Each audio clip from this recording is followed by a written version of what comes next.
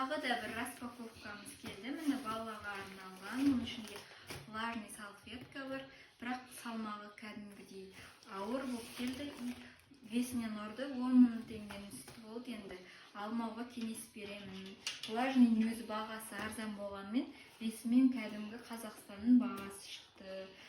Қазір бірге ашып көретін боламыз.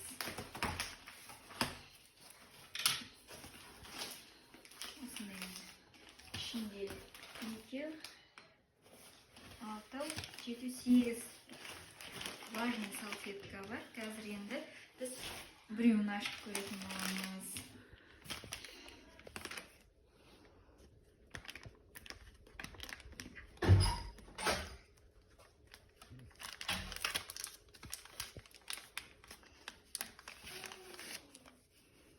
Міне качествосы кәдімгі күшті, жұқа емес, қалың емес, иісі жоқ, вообще иісі жоқ.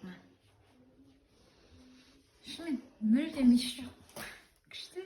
Енді қатты суланып та тұрған жоқ, сапасы нашар болса шылқылдап тұрады ғой, ондай құрғақ та емес, шылқылдап та тұрған жоқ, нормаль качество. Енді балаға аллергия бермейді деп ойлаймын.